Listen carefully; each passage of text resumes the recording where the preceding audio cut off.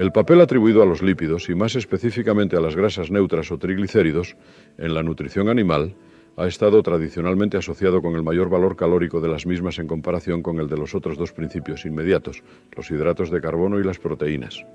Mientras que un gramo de grasa posee un valor calórico aproximado de 9 kilocalorías, el de los hidratos de carbono y las proteínas es de 4 kilocalorías por gramo.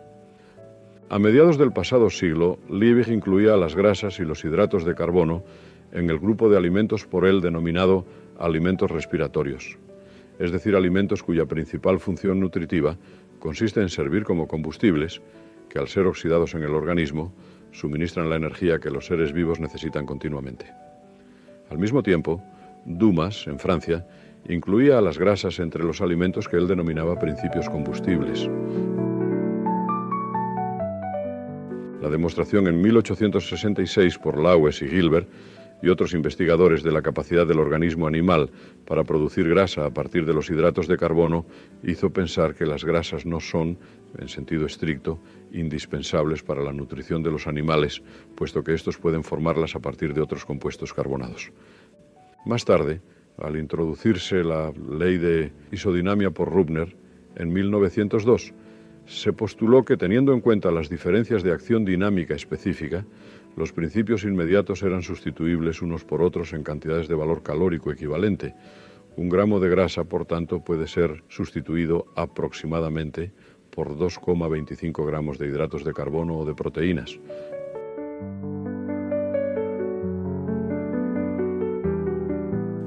Los conocidos experimentos de Pettenkofer y Voigt, publicados en 1866, demostraron que las grasas constituyen el principal combustible del organismo animal durante el ayuno. Ya entrado el siglo XX, los estudios realizados por los investigadores franceses Mayer y Schaeffer en 1914 y por Terrouin en 1927 demostraron que no todos los lípidos tisulares se comportan igualmente durante el ayuno, mientras que las grasas neutras o triglicéridos desaparecen en el curso de la inanición.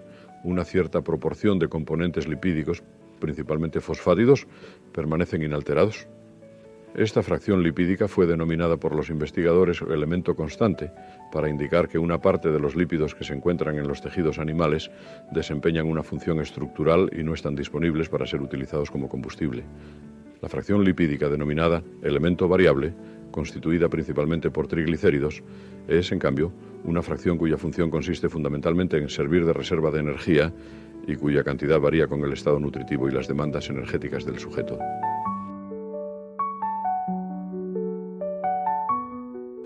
Los lípidos, considerados en conjunto, no son pues solamente combustibles, son también lo que Liebig llamaba alimentos plásticos o materiales de construcción de las estructuras orgánicas. Al descubrirse las vitaminas a comienzos del siglo XX, se atribuye a las grasas alimenticias un nuevo papel que consiste en servir de vehículo a las vitaminas liposolubles. La dieta debe contener, por tanto, una cierta proporción de grasa a fin de satisfacer las necesidades de vitaminas liposolubles que en los alimentos se encuentran asociadas con los componentes lipídicos de los mismos. En 1929, los estudios realizados por Burr y Burr en el Departamento de Bioquímica de la Universidad de Minnesota pusieron de manifiesto la producción de un síndrome de deficiencia nutritiva en los animales de experimentación sometidos a una dieta desprovista de grasa. Pudo deducirse de estos experimentos que el organismo animal requiere el aporte alimenticio de ciertos ácidos grasos que no es capaz de sintetizar y que son necesarios para su nutrición. Estos ácidos grasos fueron denominados por ello ácidos grasos indispensables o esenciales y durante algún tiempo fueron considerados análogos a una vitamina, dándoseles el nombre de vitamina F, denominación que no es empleada en la actualidad. Se estableció así que la dieta debe contener una cierta cantidad de grasa a fin de poder satisfacer las necesidades de ácidos grasos esenciales. Dicha cantidad dependerá evidentemente del contenido en ácidos grasos esenciales de la grasa empleada.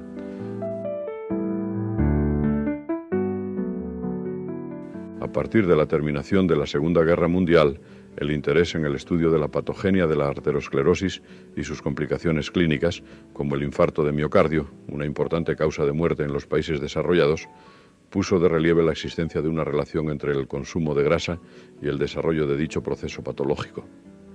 La llamada hipótesis dietética de la arteriosclerosis postula que la influencia de las grasas de la dieta sobre el desarrollo de la lesión ateromatosa está relacionada con el efecto que las mismas ejercen sobre los niveles plasmáticos de lípidos y lipoproteínas. Aparece así otro papel para las grasas, que consiste en su capacidad para actuar como factores de regulación de las concentraciones de los lípidos del plasma, particularmente el colesterol, y su distribución entre las distintas lipoproteínas circulantes. Mucho del interés actual en el estudio del papel de las grasas en la nutrición humana está encaminado a establecer la cantidad y composición de las grasas de la dieta más favorables para mantener los niveles deseables de colesterol y lipoproteínas del plasma sanguíneo en el intento de prevenir el desarrollo del proceso arteriosclerótico y sus complicaciones clínicas. Según se desprende del desarrollo histórico que acabo de esbozar, el papel de las grasas en la nutrición humana incluye las funciones siguientes. 1. Fuente de energía. 2. Fuente de materiales de construcción. 3. Vehículo de vitaminas liposolubles. 4. Suministro de ácidos grasos esenciales. 5. Factor regulador de los niveles plasmáticos de lípidos y lipoproteínas. A estas 5 funciones fundamentales debe añadirse el papel que las grasas desempeñan en la palatabilidad y poder de saciedad de la dieta, así como su importancia en la técnica culinaria, la conservación y la transformación industrial de los alimentos. Vamos a abordar ahora el papel de las grasas como fuente de energía. Debido a su mayor valor energético por unidad de peso, el contenido de grasa de las dietas habituales es el principal determinante de la densidad calórica de las mismas, es decir, de su valor calórico por unidad de peso o volumen. Las dietas espontáneamente consumidas por sujetos con elevadas necesidades de energía tienden a contener una mayor proporción de grasa que las consumidas por los sujetos con menores necesidades de energía. Esto permite satisfacer las necesidades de energía sin aumentar el volumen de la dieta. El consumo de grasa varía considerablemente de unas poblaciones a otras. En los países menos desarrollados, las grasas aportan un 10% o menos del valor energético de la dieta, mientras que en los países más desarrollados aportan un 45% o más. Estos datos indican que es posible mantener un estado de nutrición aceptable con dietas de muy distinto contenido de grasa. Una creencia muy extendida es que las personas que habitan en regiones muy frías tienden a consumir dietas de elevado contenido de grasa. Pero esta tendencia parece estar determinada principalmente por la naturaleza de los alimentos disponibles, que son generalmente alimentos de origen animal, ricos en grasas y proteínas y pobres en hidratos de carbono. El estudio de las dietas consumidas por los miembros de las Fuerzas Armadas estadounidenses y canadienses estacionados en distintas partes del globo, realizado por Johnson y Clark en 1947, muestra un consumo espontáneo de dietas con proporciones prácticamente constantes de proteínas, grasas e hidratos de carbono. No parece, pues, que los factores climáticos ejerzan una influencia decisiva sobre la preferencia por un determinado tipo de alimento. Las dietas consumidas por distintas poblaciones no solo difieren por su contenido de grasa, difieren también por la naturaleza de la grasa en ellas contenida. Habitualmente las grasas alimenticias se clasifican atendiendo a su origen en grasas animales y vegetales. Atendiendo a su distribución suelen clasificarse en grasa invisible y grasa visible. La primera es la que forma parte de los alimentos, mientras que la segunda se presenta separadamente como tal. Finalmente, y atendiendo a su estado físico, hablamos de grasas y aceites. Las primeras son sólidas a la temperatura ambiente y las segundas líquidas a dicha temperatura.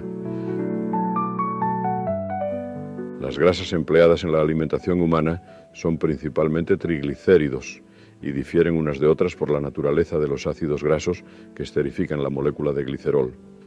Los ácidos grasos, a su vez, se diferencian por su tamaño molecular y por su grado de saturación.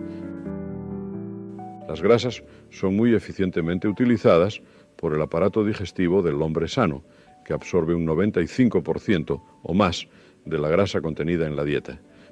Pero la absorción de la grasa por el aparato digestivo es influida por la composición de la misma en términos de ácidos grasos.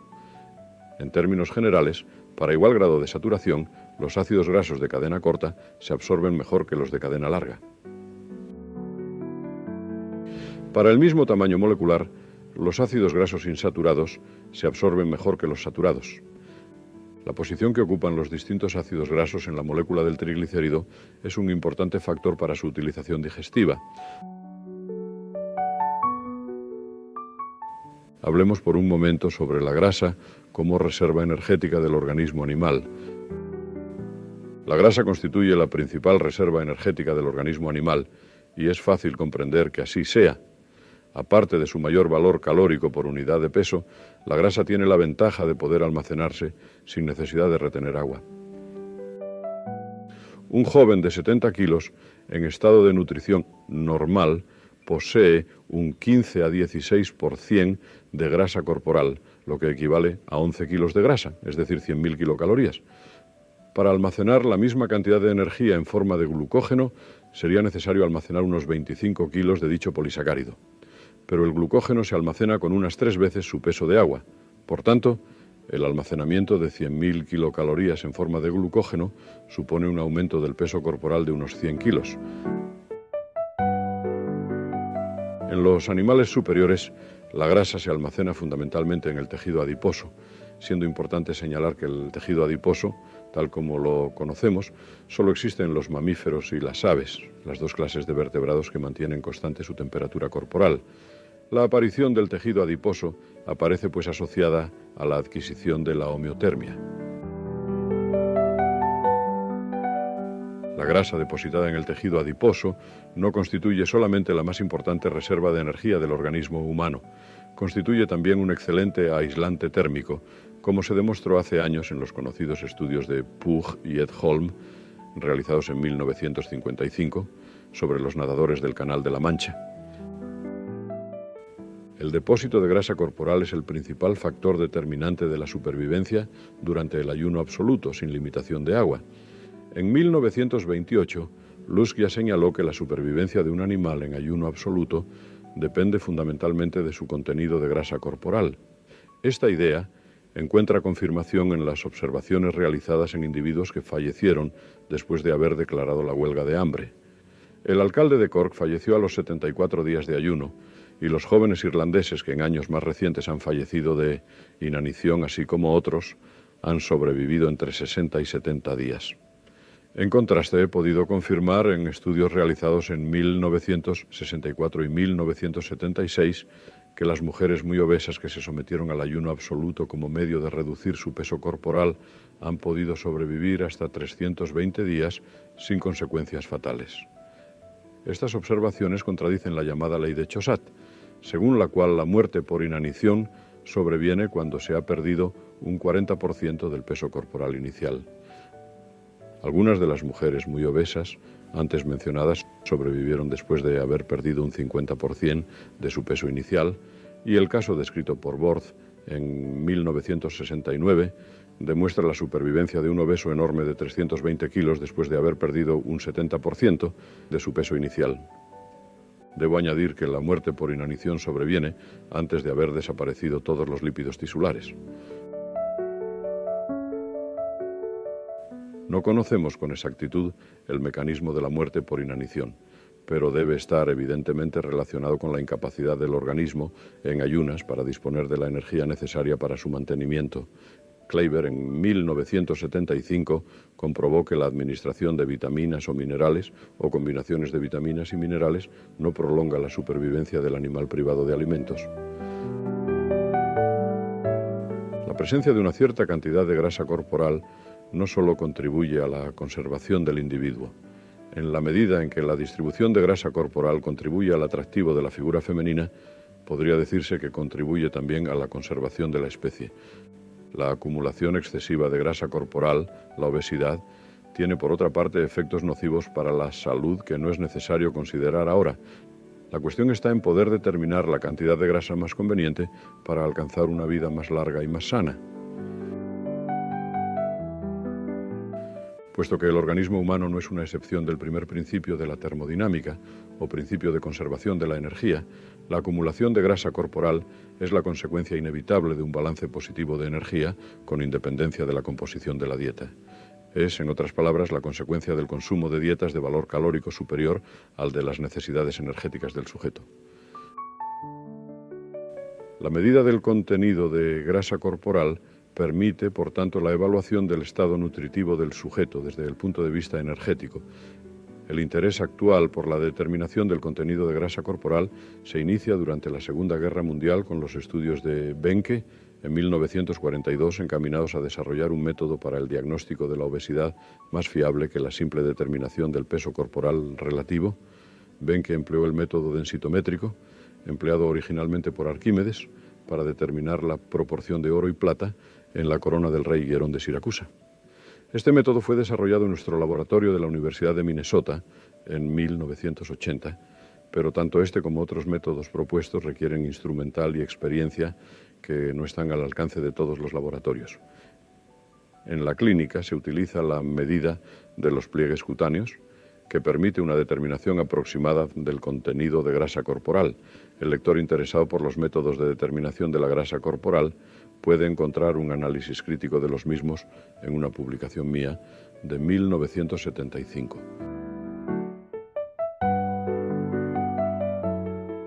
Abordaremos a continuación el tema de la participación de la grasa corporal en el suministro de energía durante el ayuno.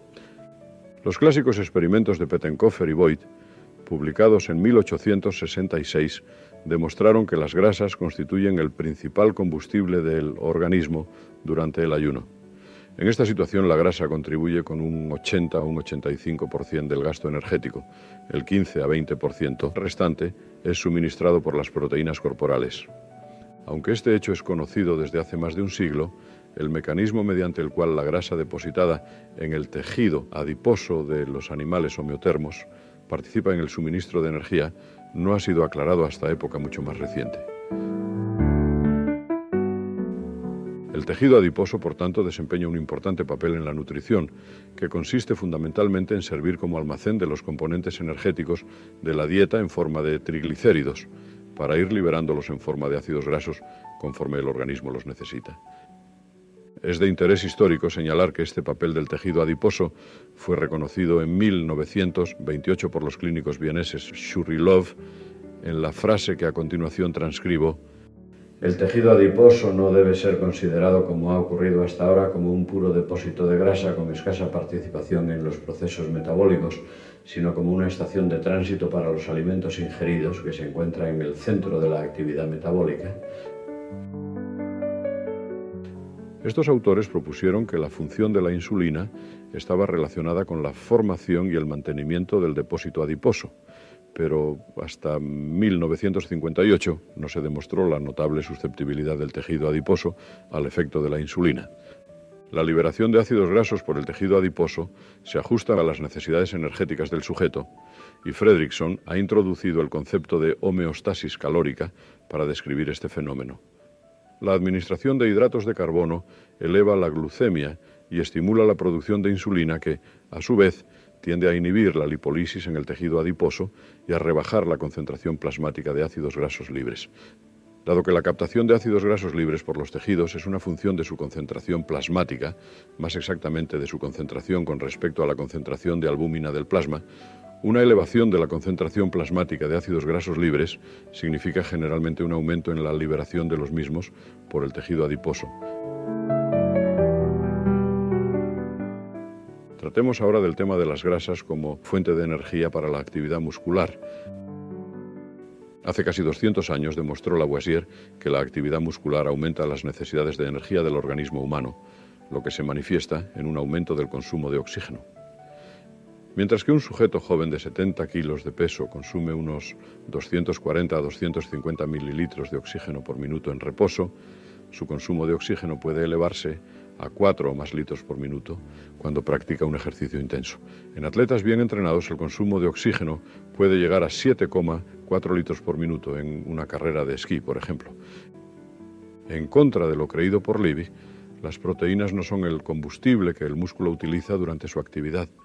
A finales del primer cuarto del siglo XX, como consecuencia de la obra de Meyerhoff, Hill y otros, los hidratos de carbono pasaron a ser considerados el principal combustible del músculo en actividad. Varios autores, sin embargo, se interesaron por el estudio del papel de las grasas como fuente de energía para la actividad muscular. En 1920 Krogh y Lindhard examinaron esta cuestión y observaron que la eficiencia mecánica de la actividad muscular era ligeramente menor cuando las grasas eran el combustible principal que cuando se utilizaban preferentemente hidratos de carbono.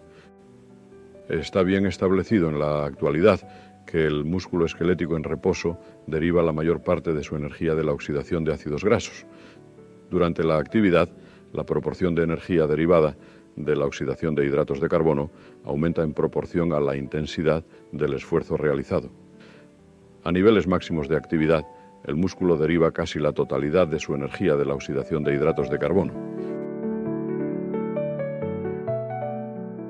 Los experimentos de Christensen y Hansen en el laboratorio de Krogh, publicados en 1939, demostraron que después del consumo de una dieta hidrocarbonada, los sujetos, yo fui uno de ellos, podían trabajar un tiempo 3 veces más largo que cuando consumían una dieta grasa. Estos resultados han sido comprobados por Bergström y colaboradores en 1967 en sujetos que realizaban un ejercicio de intensidad equivalente a un 75% de su consumo máximo de oxígeno.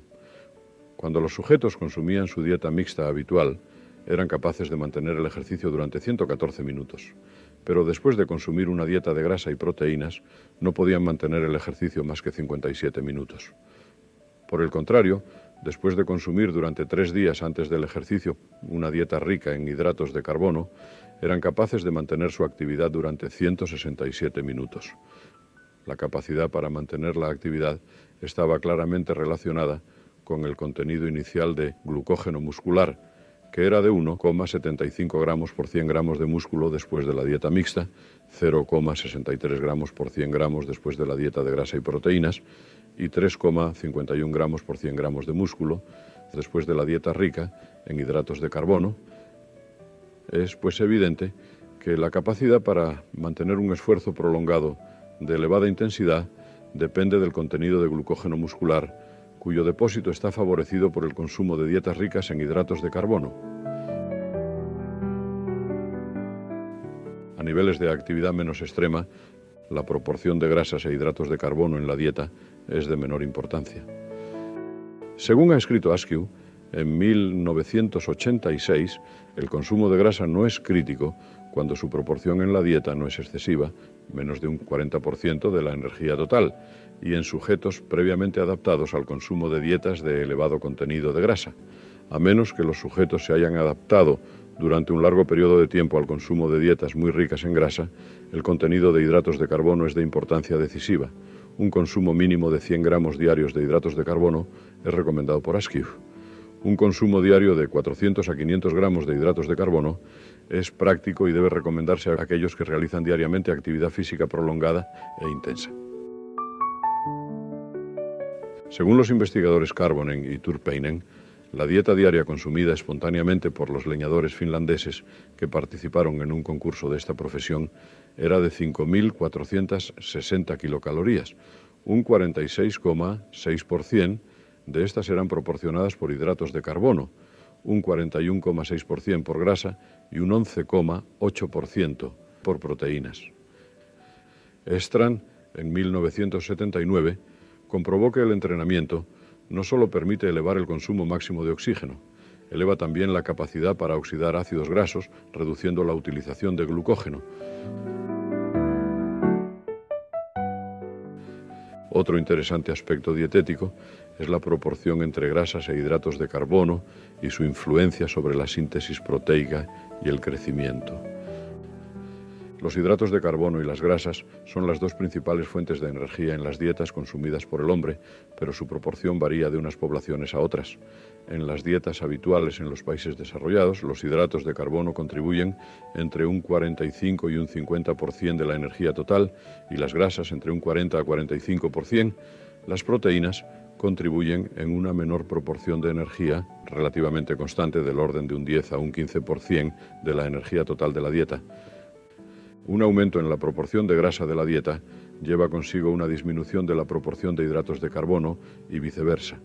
Es pues de interés conocer el efecto que sobre los procesos nutritivos pueden ejercer los cambios en la contribución calórica relativa de dichos principios inmediatos. Aunque esta cuestión ha sido objeto de un número considerable de estudios, Lindmark, en 1985, afirmaba que no poseemos información suficiente para determinar con seguridad cuál es la proporción más favorable entre las contribuciones de las grasas y los hidratos de carbono al valor calórico de las dietas consumidas por el hombre.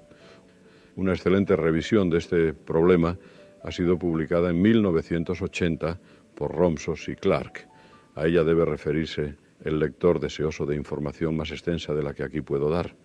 Aparte de las diferencias de valor calórico entre las grasas y los hidratos de carbono, es importante señalar que el rendimiento energético de la oxidación de estos principios inmediatos, en términos de producción de ATP, es prácticamente la misma. Después de una comida, parte de los hidratos de carbono y las grasas contenidas en la dieta se almacenan como reserva de energía, pero el costo energético del almacenamiento depende de la forma en que éste se realice. El almacenamiento de glucosa en forma de glucógeno cuesta aproximadamente un 5% de la energía de aquella, mientras que el almacenamiento de glucosa en forma de triglicéridos tiene un costo aproximado de un 10 a un 20% de su valor energético, según determinó Baldwin en 1970. El almacenamiento de los ácidos grasos procedentes de la dieta en forma de triglicéridos en el tejido adiposo tiene un costo energético inferior a un 5% de su valor calórico. Así pues, el costo del almacenamiento de energía en forma de triglicéridos del tejido adiposo es algo mayor con dieta rica en hidratos de carbono que con una dieta rica en grasa, en contra de una creencia muy extendida. Recuérdese que el organismo humano tiene una capacidad limitada de almacenamiento de glucógeno, mientras que posee una capacidad prácticamente ilimitada para almacenar grasa. Los datos publicados por Jequier en 1984 indican que en el hombre el elevado efecto termogénico de las dietas ricas en hidratos de carbono se debe probablemente al costo energético de la síntesis de ácidos grasos a partir de la glucosa. Esto quiere decir que las grasas son utilizadas más eficientemente que los hidratos de carbono. Del mismo modo, los datos obtenidos en los animales de experimentación, en cuyo detalle no debo entrar, demuestran que las grasas son utilizadas más eficazmente que los hidratos de carbono. Las diferencias son, sin embargo, pequeñas en la mayoría de los casos, y la utilización energética depende del contenido proteico de la dieta, según comprobaron Romsos y Clark en 1980. Un importante aspecto de la cuestión que nos ocupa se refiere al posible efecto de los cambios en las proporciones de grasas e hidratos de carbono de la dieta sobre el crecimiento. Este problema es de evidente importancia, tanto desde el punto de vista médico como desde el punto de vista de la producción animal. La influencia del contenido de grasas e hidratos de carbono sobre el consumo espontáneo de alimento fue estudiada en 1976 por Fomon y colaboradores en recién nacidos de sexo masculino y de 8 a 112 días de edad. Dos dietas de idéntica densidad calórica fueron comparadas. Una de ellas derivaba el 62% de su energía de hidratos de carbono y el 29% de grasa. La otra derivaba 34% de su energía de hidratos de carbono y 57% de grasa. El contenido proteico era el mismo para las dos dietas y equivalía a un 9% de su valor calórico. La cantidad de alimento ingerida por kilo de peso fue la misma en ambos casos, así como el crecimiento longitudinal y la ganancia de peso. Numerosos estudios sobre esta cuestión han sido realizados en distintas especies animales. La conclusión que se deduce de estos experimentos es que la síntesis neta de proteínas en el animal en crecimiento está determinada por factores no directamente relacionados con la oxidación de hidratos de carbono o grasas, ni con la magnitud del balance positivo de energía. La síntesis proteica durante el crecimiento demanda un cierto aporte de aminoácidos, por debajo del cual dicha síntesis disminuye con independencia del suministro de energía no proteica. El balance positivo de energía, por encima de las necesidades de mantenimiento, y la relación de energía no proteica, hidratos de carbono, grasas, no son factores reguladores importantes de la síntesis neta de proteínas durante el crecimiento normal. Esta conclusión está de acuerdo con la derivada de las observaciones publicadas en 1980 por Elwin y colaboradores en pacientes malnutridos, en los que es posible alcanzar balance nitrogenado con un suministro de energía cercano al balance calórico. Y hasta aquí lo que les quería contar hoy. Muchas gracias por su atención.